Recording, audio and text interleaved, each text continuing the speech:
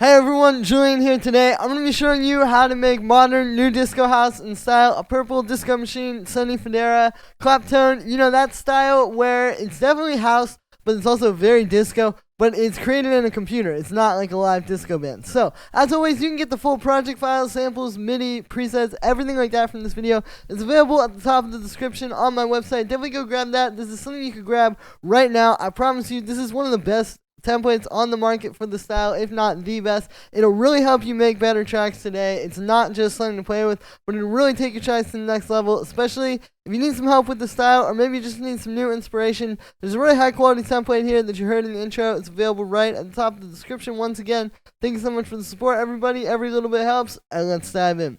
Alright, so first thing, I studied a bunch of these tracks. 123 BPM seems to be kind of like the going tempo, and I think that's good. It's not like so slow. Like a lot of old school disco maybe was like 115 to 120 or even like 110 or slower than that, but having it at 123, you still get that nice powerful modern house groove. And yeah, so the first thing we got here is the kick. So first we just have a side chain, so that's just the kick, and then I've just taken a little short piece of it, and we have everything side chained to that, so you get a better groove than if you were side chaining it to the whole kick. And so the kick is made with two layers. We've got one which has this really fat low end to it. You can hear though it doesn't really have the click, so I'm taking just the lows and mids from that. We're also cutting out some of the lows, and we're converting it to mono too, because sometimes this filtering can add weird phasing stuff. And then I've got this layer, which, as you can hear, is all punch. And then we're taking just the mids and highs, and then we're converting that to mono once again. So when you put them together, you get the best of both, right? And there's no real processing needed, other than there is a bit of EQ. When I was studying these tracks, I was looking at the low end, and they're cutting the lows a lot, especially on the kick. You really don't want much lower than like 50 hertz, so just cutting that. You can hear it opens the kick up a little bit and gives it a bit more punch. And also, when it comes to mastering, this is going to make it a lot cleaner. So then we have the snare. So I'll play this for you with the kick just so you hear something. First of all, obviously, that's a lot of the groove. Is really like the kick, the snare, and the bass. Right, so you need this to hit evenly with the kick. You need it to really punch. You can't have a big kick and then a tiny snare, or vice versa. But then also, if you notice, it's hitting a little bit before the snare. Like if you look at the MIDI note, see that hits a little bit before the two. Over here we got this one, and then same thing with this one. So just making it, a little bit more human.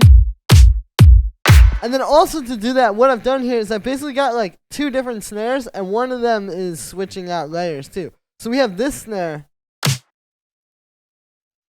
which hits on every two, and then on the 4 we have this one. So you're getting like that contrast. And they're really similar, but it's just a little bit different. And I noticed this when I was studying these tracks. They have a lot of life going on in the drum groove. It's not just one snare, it's these little techniques to bring it to life. And then on top of that, we have these two down here as well, these like claps with a little bit of reverb. And see, I have a different one each time, so you get a slightly different sound. And this is making it a lot more human and bringing a lot of life to that drum groove. And again, because that's a lot of what you're hearing is that doom, ch, doom, ch. Then we have some percussion. So this is pretty much all the main upfront percussion. We got like a... Right, we have a tambourine being side chained a little bit. I have some live percussion too. Brings it to life, gives it a bit of bongos. And even this little thing. So that all comes together, and that adds a lot of groove to the drums. You can hear when we add that. I'm also cutting out the low end again for that mastering to make sure that it's not going to get too messy. You really want to make sure there's not a lot of low end happening in these, but other than that, there's no processing. So there's this drum groove, but it was still sort of lacking something. So that's where this percussion loop comes in.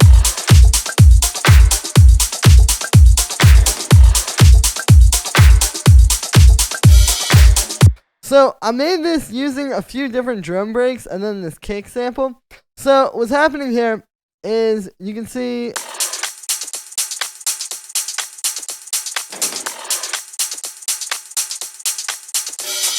and I was trying to make like one of, a lot of times in these people use like sample pack loops and stuff. So I wanted to show you guys how you can actually like make those from scratch and how those loops that are used in these tracks are made. So this would be how I go about doing that. So what we're doing here is, again, it's just taking a bunch of samples from drum breaks and really manipulating them and kind of making our own thing out of it.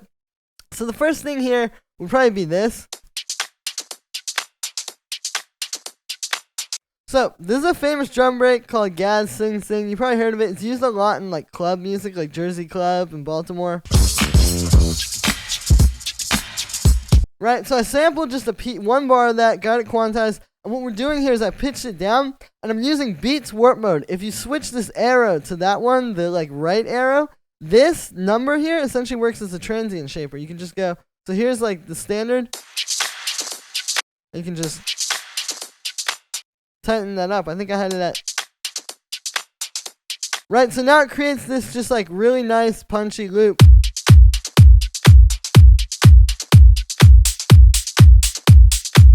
You can hear it sits really well under all the drums. And I just have a high pass filter on that. So then after that, then I added this.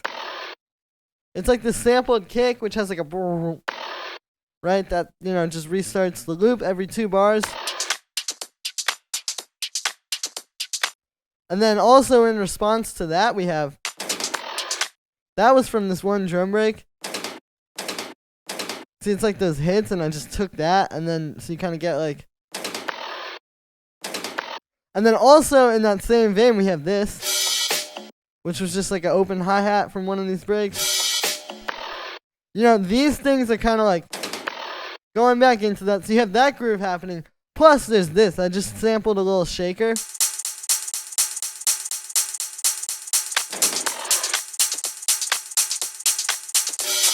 So when you put it all together, it has a really nice groove. And then I've sidechained this to that sidechain, and then we're high passing it. And again, like when we put it all together,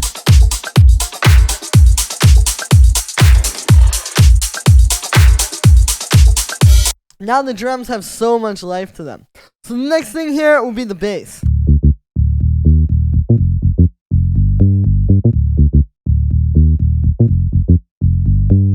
So this bass might look complicated. It's actually a bit more simple than it seems. The thing I will say is, having studied a lot of these tracks, typically the bass is really what's going to be sort of communicating the chord progression. Like, this is the most chord progression you're getting throughout all of these different elements that I have. You'll see what I mean as we break them down. Like, all the other ones are not really giving you the chords, but yet it establishes that so well that you know where the track is going, right? And the way we do this is basically having a strong progression, so actually writing that ahead of time. So in this case, like, I could play this on the piano really quick. I'll show you. Let's just grab like the simple piano. Okay, so this is literally just,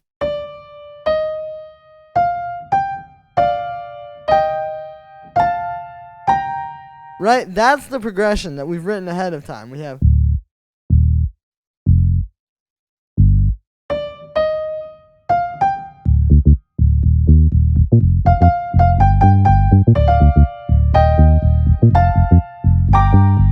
right? And then what's happening, again, nothing else is really saying the chord progression, but what this bass line is doing is just jumping around different octaves of the root note. So you get groove and chord progression out of it, essentially.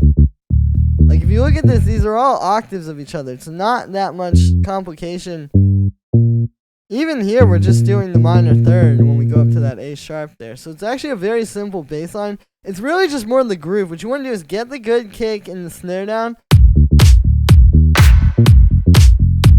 and just sit there and try to get that bass groove working really well over top of that. And also we got little bit of logic swing on this, and pretty much everything that has 16th notes in this project file. For the sound, this is this operator. I actually tweaked this sound a little bit. It was from the Ableton Sounds. It's this guitar bass. And basically, here's the thing. So a lot of people, when you hear these tracks, you think, oh, cool, they're using a live bass. And that might be sometimes, or maybe they're using a sample of a live bass. From what I hear, though, I really think this is like a MIDI bass where somebody is taking a lot of time to write out the perfect groove and really getting it good, rather than like, oh yeah, it's just this live bass. Because when you really break these tracks down and when you really study them, you know, the way a live bass works, it's not very like stable. Like it's got a lot of movement to it. The texture changes. It's not like that solid fat house bass that we're used to these days. That's good for some things, but when it comes to like what I was hearing breaking these tracks down, it's definitely a synth. However, it's a synth with kind of like, you know, ideas of like what's happening in a live bass performance is kind of like being put into the synth, if that makes any sense. So what's happening here is, yeah, it's this patch where it's some FM stuff happening. I tweaked these a little bit, so just kind of like, for example, here, you're just not bringing up, you know, like you could do that if you wanted an FM bass, but just keeping it deeper, for example. So it has, like when you think of what a live bass has, well, what is it? It's kind of like a sine wave, but maybe a little bit more harmonic content on top. So that's what we have here. You know, we're not trying to go over to the top. We're just trying to create what's happening in the live bass. And then here we have a low pass filter, which helps the mixing too, and kind of helps the whole track be a bit cleaner by low passing it. But we have an envelope on that, so you get the punch you would get like if you were playing with live fingers, right?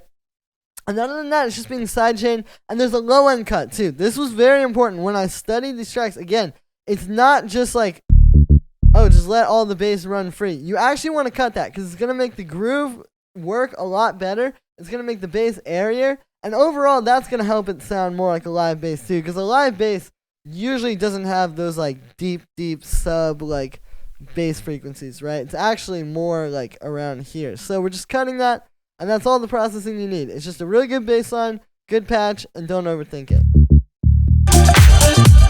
So then we have this guitar.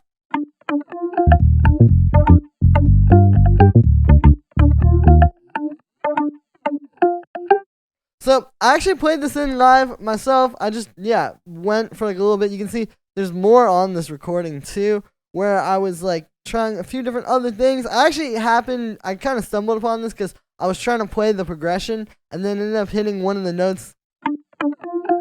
That right there, I wasn't supposed to hit that, but it sounded really good over the bass line, so I just kept it. But this is another example. It's like, okay, yeah, there is a live guitar, but you know, I'm going to go in here and I'm going to really quantize it for the most part, because even though obviously you want the live feeling, you want it to be like raw and all that, you know, to get this kind of a groove and to get these tracks sounding as professional and clean and tight as they do, you know, you're going to need to probably quantize the guitar. Even if you're like the best guitar player in the world, like I think I'm pretty good at guitar, you still got to go in and just get it like, so it's not just feeling good, but it's like when you actually hear the loop, like it all works really well. Right, so I've got that. This is just going through a bit of a phaser. It's being sidechained, and then a high pass. It's actually dry. I don't have an amp on this at all. You don't always need that, especially with these clean funk guitars. Then we have these two stabs. One is made with a sample. Right, it's like this disco string, which you hear a lot. I pitched it up. And one is like this saw wave here. So it's one saw wave in analog. And then what's happening, where you're getting all that sound from, is I have a formant filter with a bunch of movement. There's an envelope, which you can see there. There's key tracking. So it's changing based on which note you're playing. Plus, there's an LFO moving it around. You know, that just gives you some nice musical texture over top of everything. Then we have these vocal chops.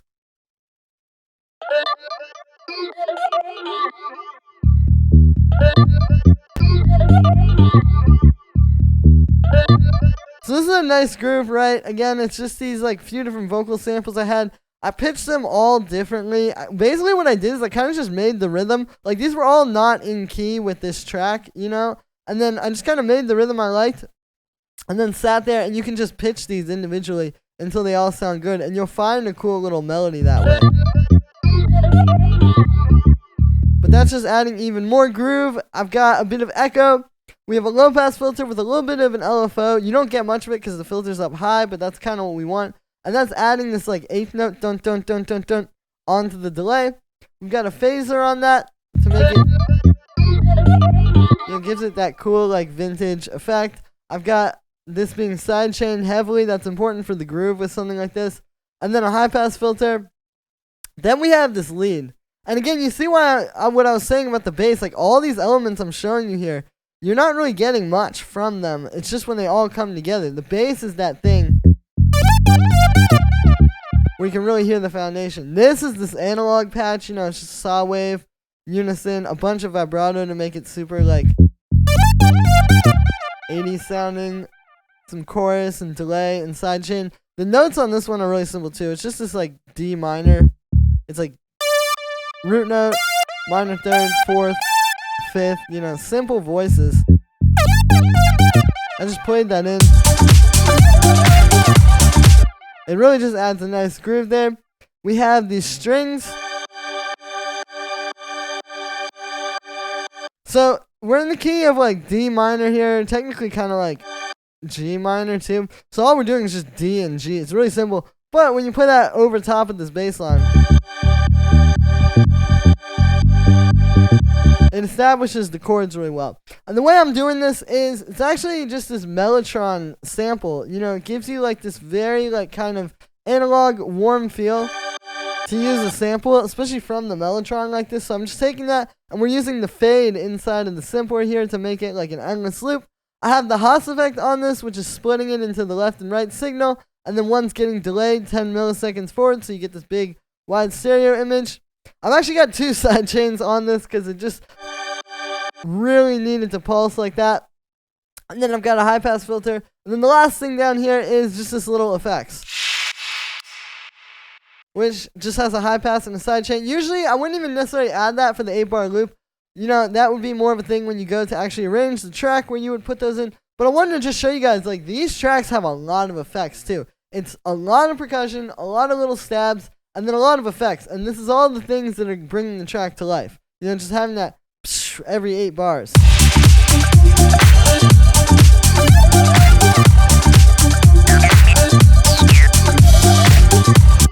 And yeah, so that's gonna be it for this one, guys. I hope you enjoyed. As always, make sure to like this video as well as subscribe, and let me know what you think of this video in the comments. Like I said in the beginning, you can get this full project file, samples, MIDI, presets, everything from this video is available at the top of the description on my website. Thank you so much for the support, everybody. Every little bit helps. I really appreciate it, and I will see you tomorrow with another video.